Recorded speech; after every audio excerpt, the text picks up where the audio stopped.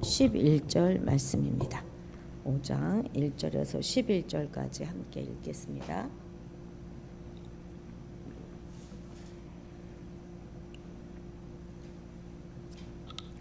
형제들아, 때와 시기에 관하여는 너희에게 쓸 것이 없음은 주의 날이 밤에 도둑같이 이를 줄을 너희 자신이 자세히 알기 때문이라. 그들이 평안하다 안전할 그때에 임신한 여자에게 해산의 고통이 이름과 같이 멸망이 갑자기 그들에게 이르리니 결코 피하지 못하리라.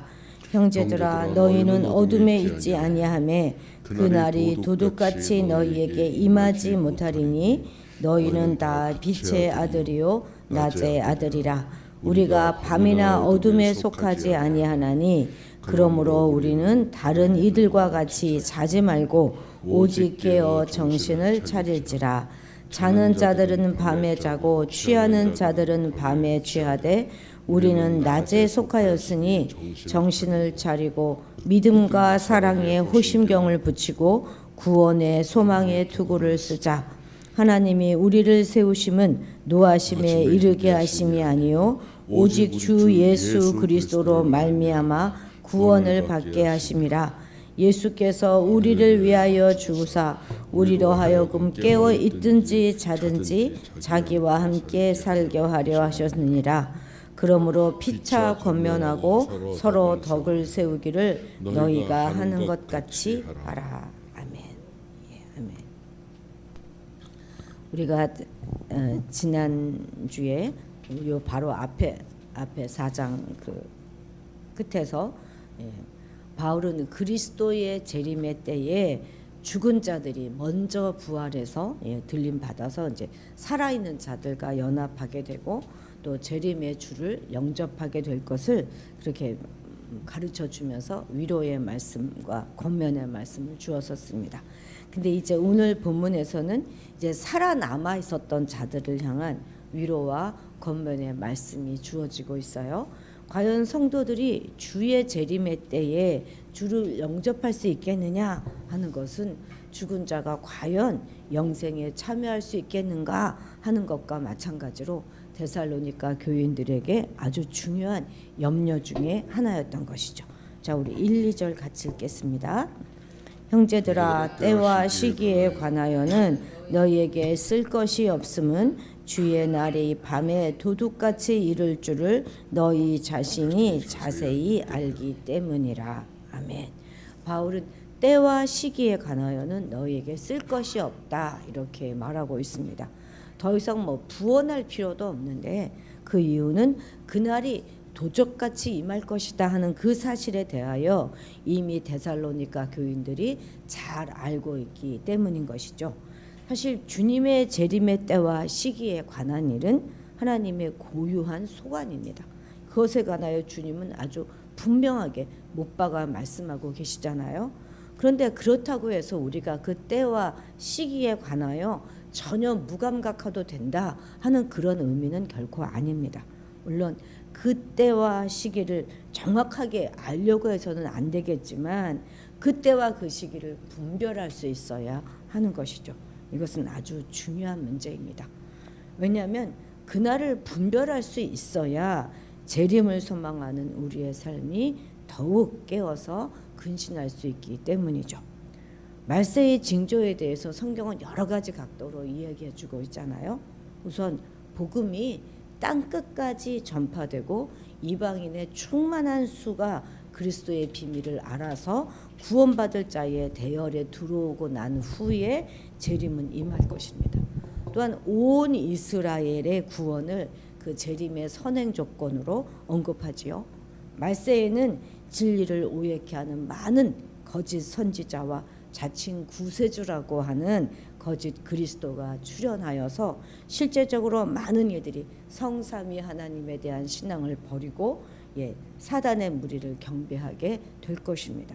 더욱 말세에는 전쟁이라든지 기근, 지진과 같은 자연적인 또는 인위적인 그런 대재난이 빈번하게 발생하게 될 것이고 또 난리에 소문이 끊임없이 날 뿐만 아니라 특히 성도들에게는 박해가 일어날 것을 성경에는 분명히 이야기하고 있습니다.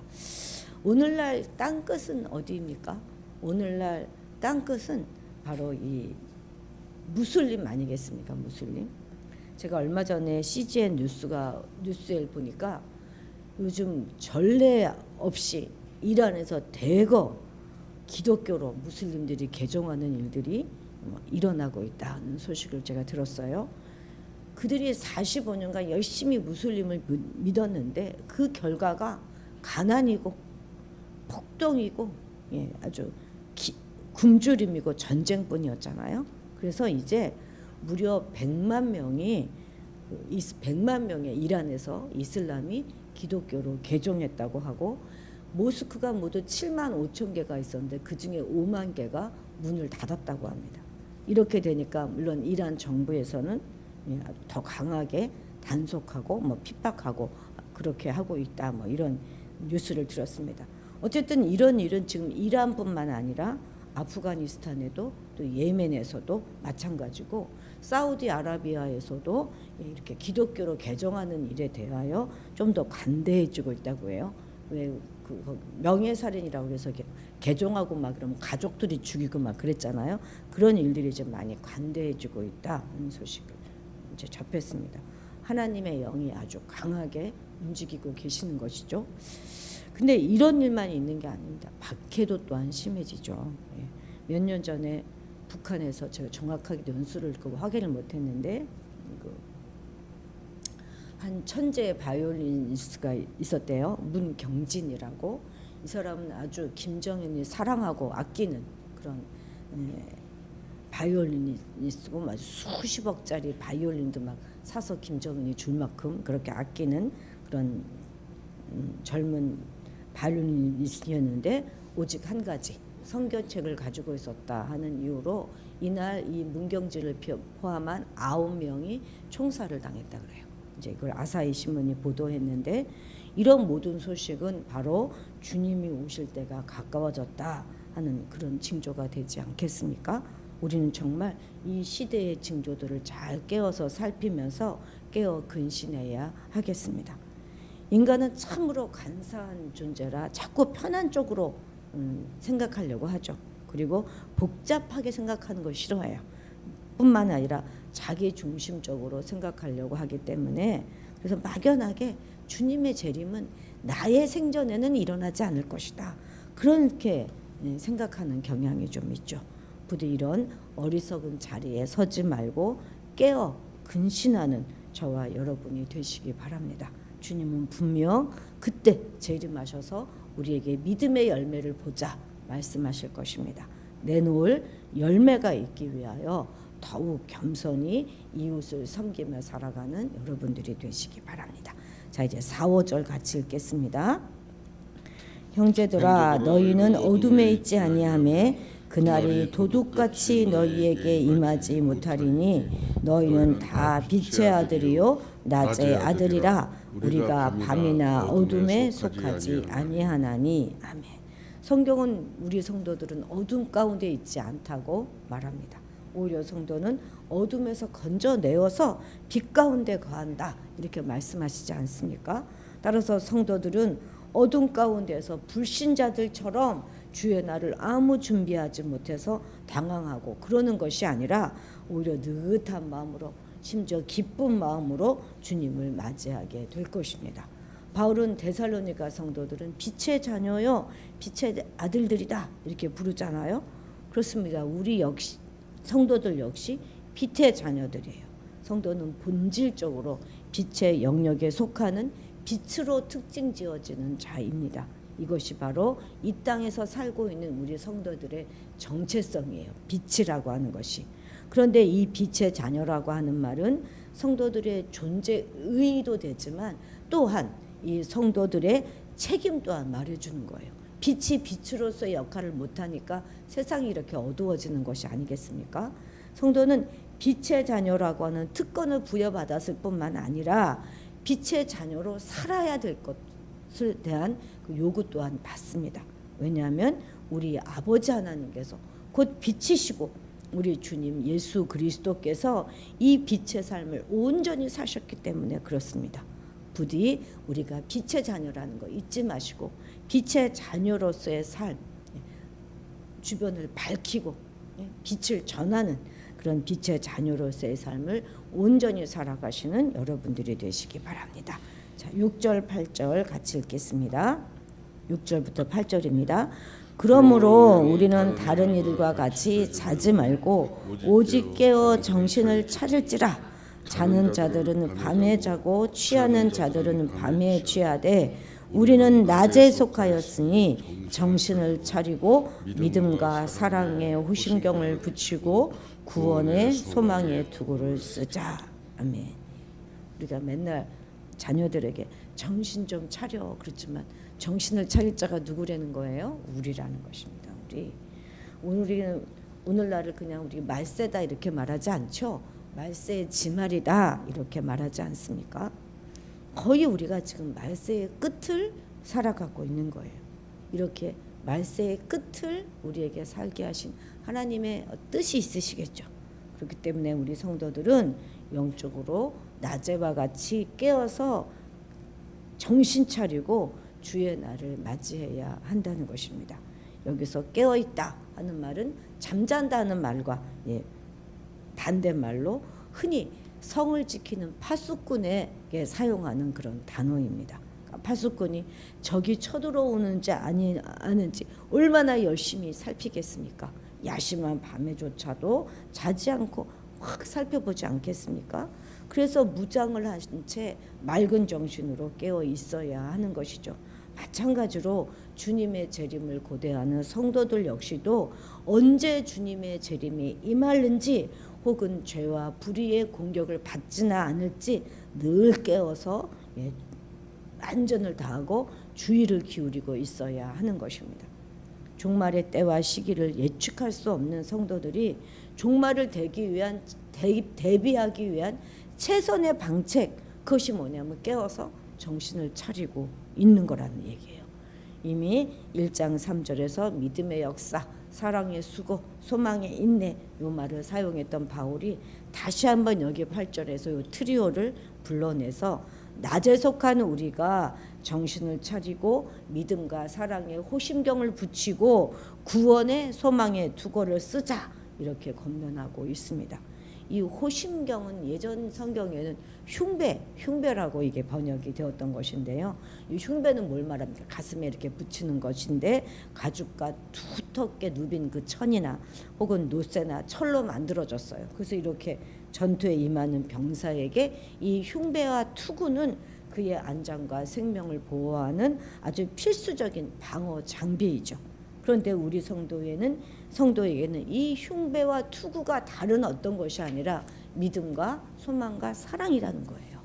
바로 이 믿음과 사랑은 악한 세상에서 사탄의 세력과 영적 전쟁을 수행해야 될 성도가 자신의 안전을 위해서 무장해야 될 강력한 갑옷과도 같다는 말씀입니다. 사실 믿음은 한마디로 말하자면은요, 맡기는 거예요. 맡기는 거. 우리 삶의 전반적인 문제를 하나님께 내어 맡기는 것, 절대 의존, 이것이 바로 믿음이죠. 한편 사랑은 무엇입니까? 사랑은 내주는 거예요. 내주는 것. 사랑은 근본적으로 내주는 것을 말하는 것입니다. 내줄 때 나도 기쁘고 또 그 사랑 받는 이도 기쁘고 그러는 거죠. 소망은 무엇입니까? 하나님 아래서 겸손하게 견뎌내는 것, 그것이 결국은 우리를 살게 할 것이다. 우리를 지켜줄 것이다. 이렇게 이야기하고 있습니다. 그래서 우리는 더욱더 믿음과 사랑과 소망 아래 온전히 서야 할 것입니다. 이것은 하나님의 명령이기 이전에 우리 자신의 생명과 안전을 보장해 줄 강력한 방어 장비다 하는 거 기억하십시다. 사단의 창은 믿음과 사랑으로 만들어진 이 호심경 앞에서 부러지고 말 것입니다. 10절 같이 읽겠습니다. 예수께서 우리를 위하여 죽으사 우리로 하여금 깨어 있든지 자든지 자기와 함께 살게 하려 하셨느니라. 아멘. 우리의 영원한 생명은 예수 그리스도의 죽으심의 대가였습니다. 우리는 그 하나님의 진노 아래에서 죄의 대가를 치르고 영원한 멸망에 처해질 그런 멸망에 놓여 있었지만 그리스도께서 선한 목자로 오셔서 양들을 위해 자기 목숨을 버리심으로 말미암아 우리는 하나님의 진노하심에서 건짐받고 영원한 생명을 선물로 받았습니다. 이 놀라운 진리를 우리는 한시도 잊지 말아야 하는 것입니다. 그래서 날마다 그리스도의 죽으심을 더 깊이 묵상하고 그분의 한없는 은혜에 감사하는 그런 삶을 우리가 살아가야 할 것입니다. 자, 11절도 읽겠습니다.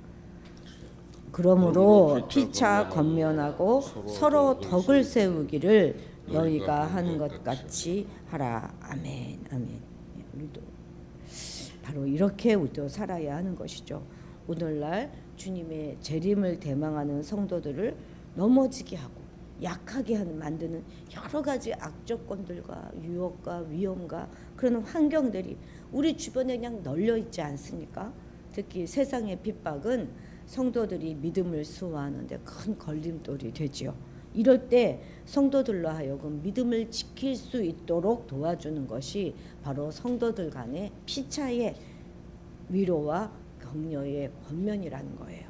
물론 성도들의 근본적인 힘은 무엇입니까? 하나님에 대한 절대적인 신뢰와 구원의 확신에서 옵니다. 그러나 우리는 연약하기 때문에 막상 딱 핍박이 닥치게 되면 이 하나님께 대한 믿음이 흔들릴 수 있다는 거예요. 바로 이때 성도 간의 위로와 격려는 흔들리는 믿음을 다잡아 주어서 끝까지 믿음을 지킬 수 있도록 우리를 도와주는 것이죠. 밤길을 걸어갈 때 여러분 어린아이 하나만 옆에 있어도 마음이 든든하지 않습니까? 나는 비록 연약해요. 내 연약함으로 누구를 내가 부추겨주고 누구를 세울까 싶지만 그 연약한 자들이 모여서 시너지 효과가 일어나게 되고 또 어떤 어려움에도 함께 모여서 꿋꿋이 이겨나갈 수 있는 힘이 되는 것입니다. 그래서 우리 지체들의 귀중함과 소중함을 우리가 알고 잘 우리가 섬겨야 하는 것이죠. 우리는 더욱더 우리 성도들 피차 위로하고 격려하는 일에 더욱더 힘써야 하겠습니다. 혹시 누군가 힘든 자들이 없는가, 넘어져 있는 자들이 없는가 잘 살피고 그들을 세우는 일에 함께하는 저와 여러분들이 되시기 바랍니다. 기도하시겠습니다. 우리같이 연약한 자들을 하나님 이 말세지마를 살게 하시는 하나님의 그 섭리와 은혜에 감사드립니다. 더욱더 믿음과 사랑의 호심경과 구원의 투구를 쓰고 악한 사탄 마귀의 공격을 잘 막아내게 도와주옵소서. 전혀 흔들리지 않게 하시고 어느 날 갑자기 임할 그 주님의 재림의 날을 기대하면서 늘 빛의 자녀로서 우리에게 주어진 책임을 다하며 살아가게 하옵소서. 우리와 함께 신앙생활하는 믿음의 동지들을 허락하여 주셨사오니 서로 피차 위로하고 격려하며 덕을 세우는 우리가 되게 도와주옵소서. 하루하루의 삶을 깨어서 정신 차리며 살아가는 우리가 되도록 매 순간순간마다 우리를 붙잡아 주옵소서. 감사드리며 예수님의 이름으로 기도드렸습니다. 아멘.